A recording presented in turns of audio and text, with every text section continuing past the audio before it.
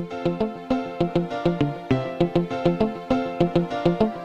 la la la la la la la la la, bam bam. Oh la la la la la la la la la, bam bam. Oh la la la la la la la la, bam bam. Oh la la la la la la la la la, big it up. Oh la la la la la la la, big it up. Oh la la la la la la la la la, bam bam. Bam bam bam bam bam bam bam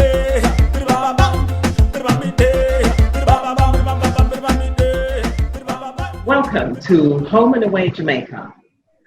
This program, as usual, is always hot. What we always advise people as well is to talk to the experts, the people who know what they're supposed to do. Today, you're with just me, Paulette Price. We normally have Robert. Robert's not with us today, but we're going to do a really great show. Today, I want to welcome two guests. I'll start with Jerome Jarrett, who is from JMB, and also to my colleague, Howard Johnson from Howard Johnson Realty. What we're going to talk about today is about really and truly not to be afraid of the real estate industry.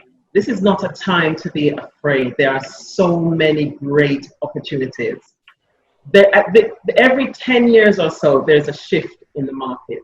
And it doesn't mean because something changes that there's a crisis. It just means there's another opportunity. So I'm going to start off with Jerome. Jerome, please introduce yourself and tell us what we should be doing. What should we be doing in this time, in this crazy, scary time? All right. Morning, everyone. I'm Jerome Jarrett, Manager Client Partnerships at JMB Bank. I'm your financial partner.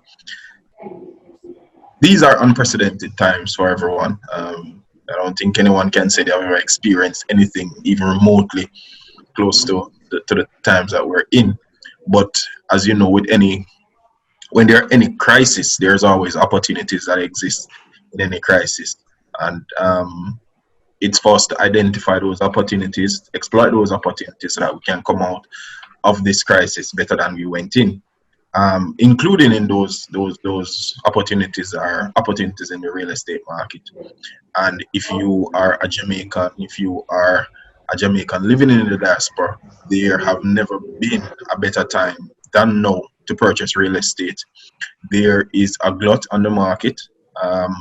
There are a number of developments that are going up. There are a number of developments that are available on the market. And also, rates and terms have never been more favorable than they are today. We have banks clamoring over the few customers that are available and qualified to borrow. And these banks have lowered their rates, they have lowered their fees, they have lowered their terms. And not only that, but the government has shown a willingness to provide their residents with the most affordable and great terms to purchase. So we've seen where NHT has reduced their rates. In some cases, they have increased the allocation or the qualification for each individuals, and also their terms have also been relaxed somewhat. We've seen the government move to reduce transfer taxes, make stamp duty a flat fee regardless of the transaction amount, and we've seen a myriad about initiatives to stimulate the real estate market. So with that being said, there are opportunities abounding in Kingston, in St. Catherine, in Montego Bay, all over the island. We're seeing developments popping up. So the real estate industry is very, very, very buoyant in Jamaica at this point, and I would encourage everybody to look at ways to grab a piece of this island called Jamaica. Okay, Howard? Yes, well, just like what Jerome has said, it is a golden opportunity, especially sitting from where I sit. I do wear multiple hats, but as a director of the real estate board, we have not seen a reduction in the approvals given for new builds, and we're not talking just in Kingston and St. Andrew, we're talking island-wide. So the developments are still coming in, and you would note that during the the COVID restrictions, the construction industry was one of those industry that was not necessarily penalized, and they allowed for persons to continue to carry out their developments. And persons have completed developments in this time since March when we had our first case.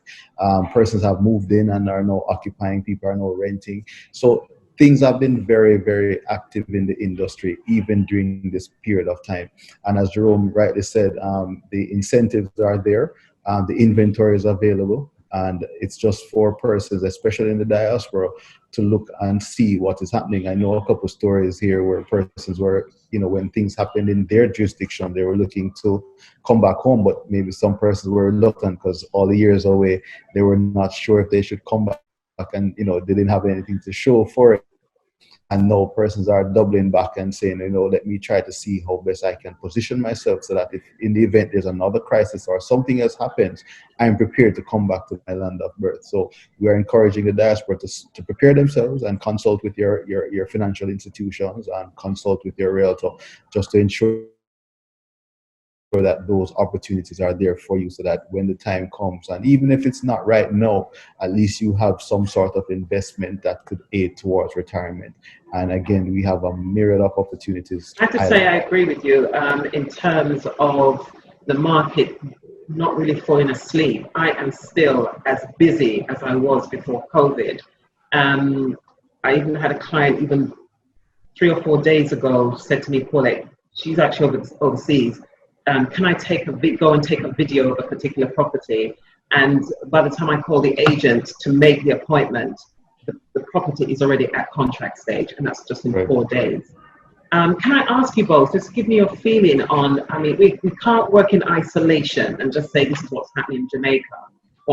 Whatever is happening around the world affects all of us, not just Jamaica, everywhere. So I was watching the debate yesterday between the two candidates wanting to be the president of America. So do you think that people now will be saying, I really want to invest somewhere else, i.e. Jamaica? What's your opinion on that? Jerome, take this again. Pick up one.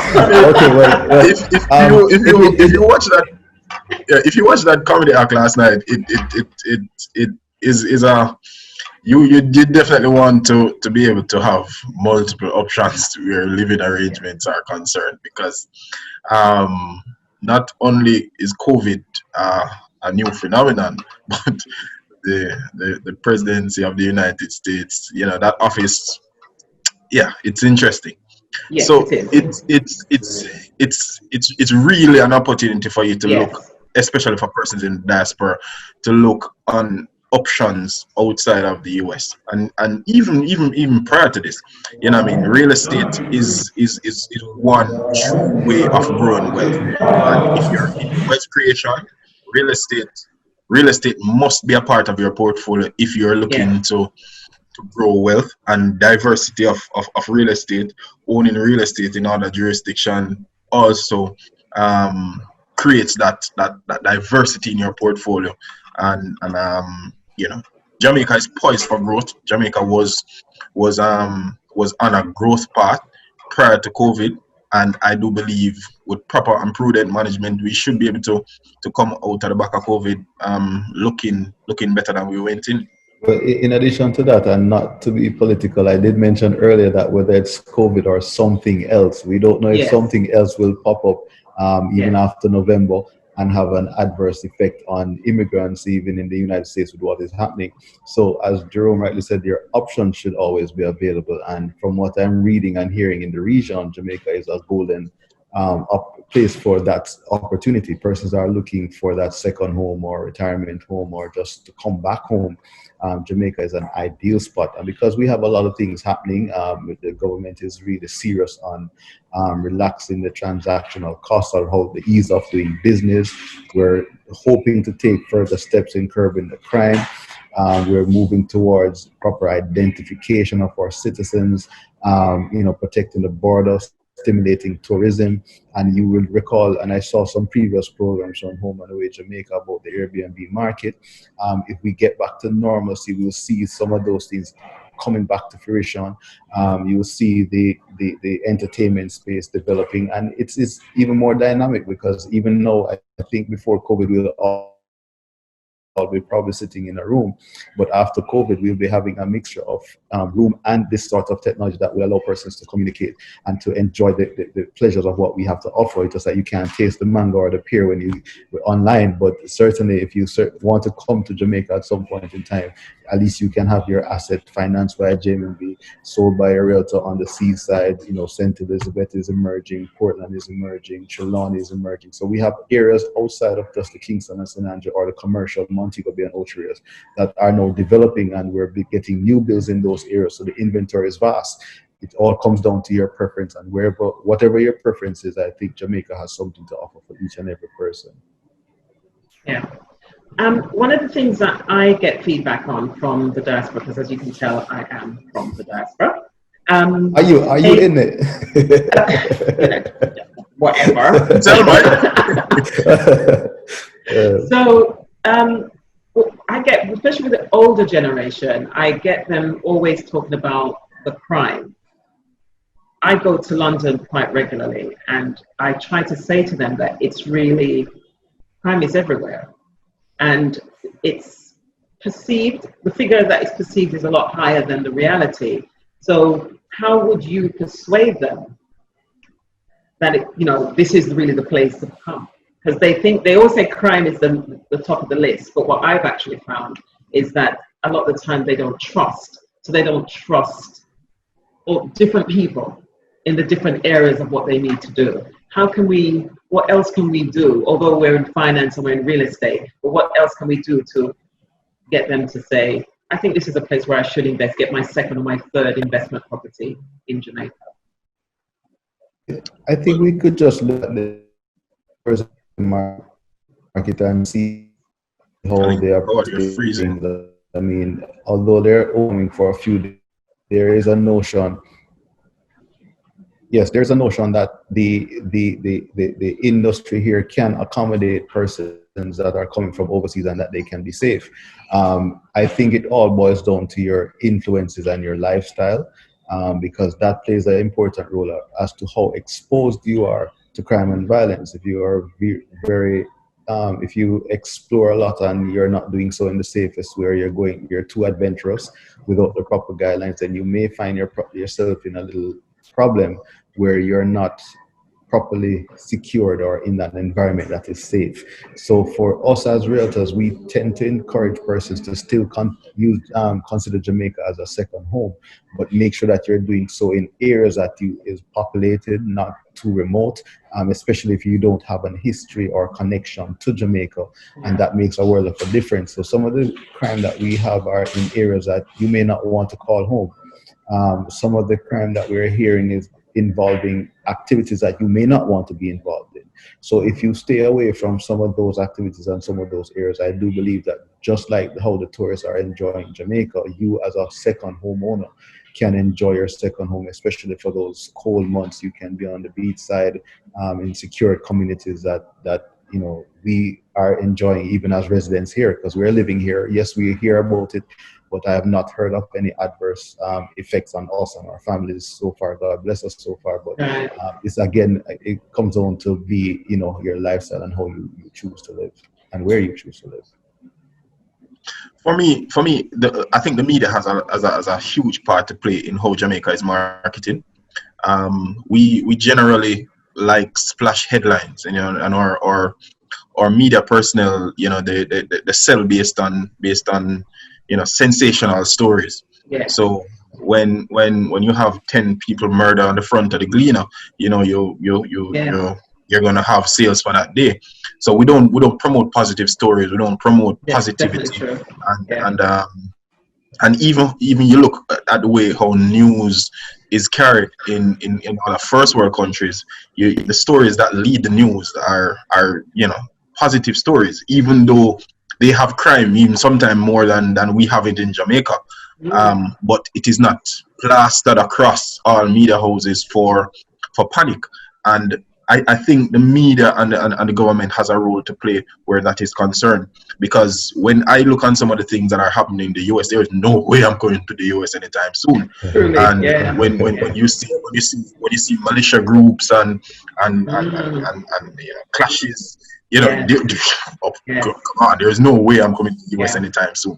So it shows the role that the media plays. And even with the downgrade of Jamaica as a tourist destination because of how we manage COVID, Jamaica has managed COVID much better than how a lot of other countries have managed it. But because of how the media is portrayed, and every day on the front of the Gleaner we put how much COVID, and the Observer, how many, the tracker for COVID and stuff like that. So the media plays a greater role, and the media needs to improve their journalism in order for us to market our country great, because we're paradise. We have summer 12 months of the year. How many other countries can say that in December you're on the beach, in January the weather is the same as in June? I mean, not many countries in the world can say they have 12 months of summer, and there are persons living large in Jamaica. I can tell you that. I believe it. There are opportunities. There are opportunities here that exists nowhere else in the world. Jamaica is paradise, and persons need to appreciate it. Our media need to send that message and stop, the sensationalized stories that just to try and sell people. It hurts more than it benefits. Our journalism need to improve in order for us to market our country better, rather than trying to sell newspapers. We need to, look on the long-term effects of the positive news that should be shared about some of the great things that are happening in Jamaica, some of the great destinations in Jamaica, some of the great things you can do while you're in Jamaica, as opposed to, splattering sensational stories all over the media just to make a headline. Yeah. And that is a very key thing. Robert Taylor and I have been working in the UK, working with some of the diaspora, and our presentations consist of all the great things about Jamaica. And I can remember us doing one of our presentations where every point we made, there was a gasp in the audience. So we said, do you know that people go to Tivoli for Airbnb? Did you know we were #1 stock exchange back in 2000? And they just don't know. So we really do have a lot of work to do. We probably need to work with the media. We probably need to, because they don't know the damage that they're actually doing. I think they do know, but it's just it's their self-preservation. You know what I mean? If you post on the front page, a company donates 100 computers to a school, you know what I mean, the papers won't sell. But if you put 3 people murdered at a dance in Tivoli Gardens, for certain your paper is gonna sell. Jerome, that's just the reality. One of the things I wonder, and I agree with you, and I think as a country, and I'll ask Howard to opine on this, but I don't think we value ourselves enough as a people. I think our expectations of ourselves is at a very low ebb. And one of the examples I'll use is I'll say Howard post a property on, Treasure Beach for $1 million US. And I'll start reading the responses to the post, and I'll see $1 million for that. They're mad. That. And what we could have buy with that. And I say to myself, but if this was the Bahamas, if it was any other Caribbean island, anything on the waterfront would be $2, $3, $4 million. Why don't we believe that $1 million in Treasure Beach, a quarter acre in Treasure Beach on the waterfront could be worth $1 million US? In some respects, I still think our property values are still less than other comparable markets. I don't know if that's something and I agree with you, but it's in relation to standard of living and affordability in Jamaica. If it is that the average income earner is, the disparity in income in Jamaica is pretty wide with the haves and the have-nots. And the average person in Jamaica cannot afford a property in that region. So what it does is that if you see the price at certain levels, it becomes unattainable to you. So you automatically assume it's unattainable for everybody. So that's when you start seeing the comments about who can afford these properties and stuff like that, because it's unattainable to me. So who else can buy it? It's nobody else should be able to, because I can't. It's a very valuable point that Robert made, and if I didn't think I have a follower, I know I have one follower, because that in fact happened on one of my pages. And when in this business, and having done this for 23 years, $1 million for a piece of paradise is really grossly understated. And some of the properties that I have seen and come across in my career, $1 million barely cutting it. And there are some properties that if you drive on the road, you can't even see where they're located, because persons are flying in the middle of the night and enjoying these hideaways or these getaways, and they're costing way more than $1 million. But we are not doing ourselves justice when and I say there are persons that may be in a lower category, as Jerome mentioned, trying to barely make it to get this $30 million property or this $10 million property, and compare that to $1 million. It's different demographics. And for the persons in the diaspora, they have to understand what is their spending power when they're making the decision to invest back home or to come back home. What's my spending power? What's my lifestyle? Where do I need to go and enjoy this? And can I afford where I want to be? So those are some of the decisions that I would encourage a lot of persons to consider. Do I come back and go on the North Coast? Do I come back and go back to where I grew up, especially in the corporate area where the demographics or things and times have changed? Do I still go back there just because of the sentiments? We have to make those informed decisions, and that's where the professionals come in. You need to talk to your financial institution, talk to your attorney, talk to your realtor to ensure that everyone is comfortable knowing that the investment that you're going to be making in Jamaica is in fact a valid one and something that you can maintain. And in some instances, it may be $1.5 million just to enjoy your retirement the way you deserve. And in other cases, it may be 250,000, 20 million Jamaican dollars that you are going to go and you're still going to enjoy your retirement as you deserve. So it's not to turn people off based on what they can afford. It's just to stay in your lane, as the saying says, and enjoy what you can afford. What would you say are some of the very important takeaways for the real estate industry in Jamaica coming out of COVID, when you compare some of how our market has responded versus to what we see in the media in other far more developed markets? The real estate market has room for improvement, I must say, in Jamaica. We have come a far way, but we still have a ways to go. And I think developers have to now be very creative as to how they approach the market to meet the demands. We have to think outside of the box. We have to adapt to the new happenings, the new norm, and not be in a mold. I know we have our plan sitting down, and we had a land sitting down from a long time ago, but we have to probably tweak it a bit just to meet the demands of making persons feel at home and not just provide them with a box.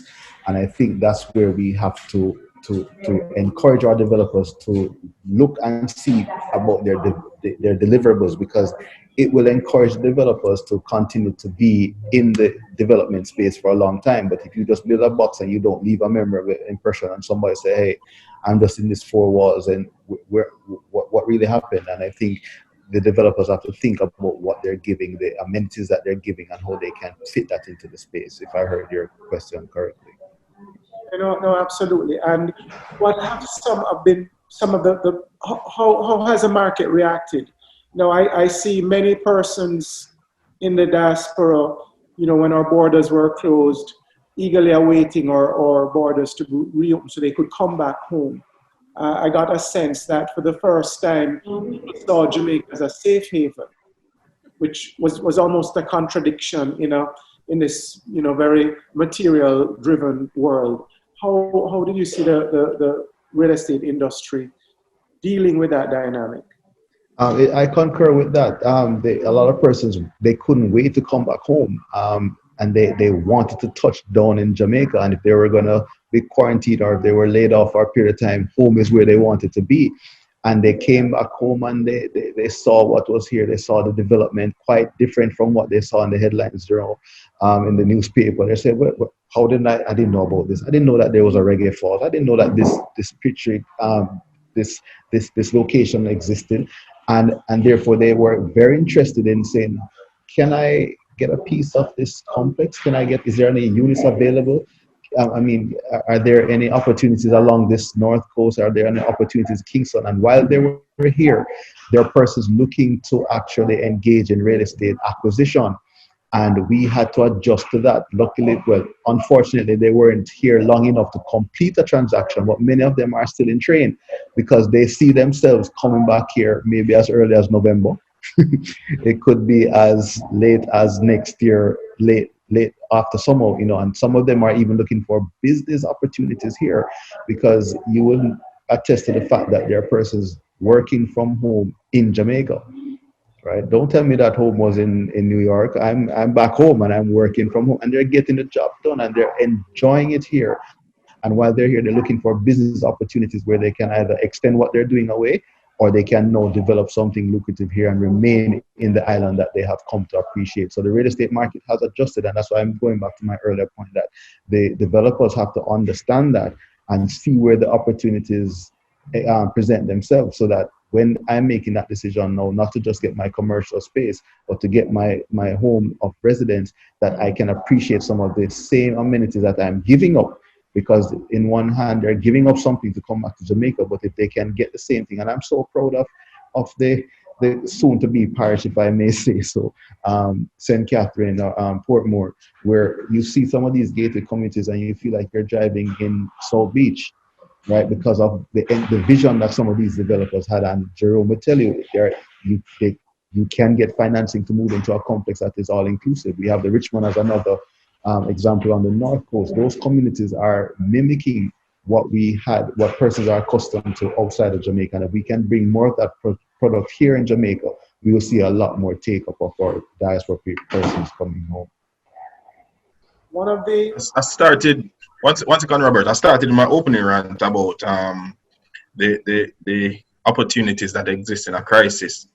And one such opportunity we saw was the fact that persons weren't able to travel during the summer. So what happened was that many persons had to staycation in Jamaica.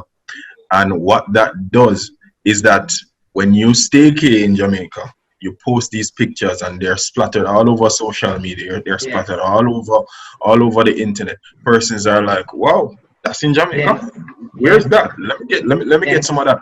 And usually you would have a mass migration of persons to the US, to Canada, to Europe during the summer. But because of the COVID restriction, persons had to stay home.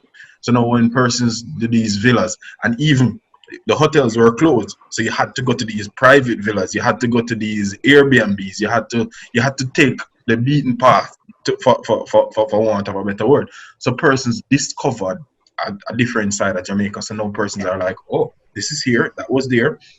Let me start taking greater note. And we saw where local industries benefited a little, and the advertising for some of these smaller type developments started to get more visibility. So again, through every crisis, there are opportunities that presented themselves. And I from a banking perspective, to answer Robert's initial question, we have not seen just yet a downturn in the appetite for borrowing for real estate. We have, and I preface that by saying just yet, because it is expected that the real hit from the pandemic won't hit until another 6 to 12 to 18 months. because as jobs, as persons get laid off, as company reduce staff, as companies operations evolve, we will see some catastrophic impacts from the pandemic. We saw yesterday where 28,000 persons were laid off from Disney.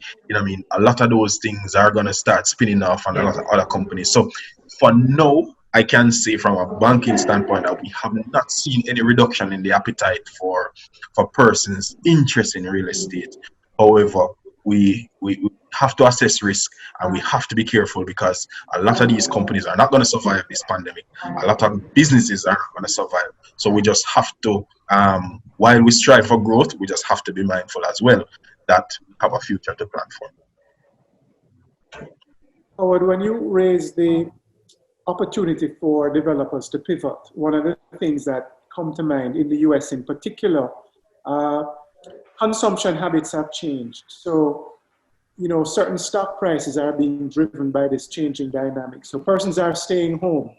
So persons are buying more paint because they're repainting their home. They're spending more time at home, buying TVs and so on. But also, persons no longer need to live where they work.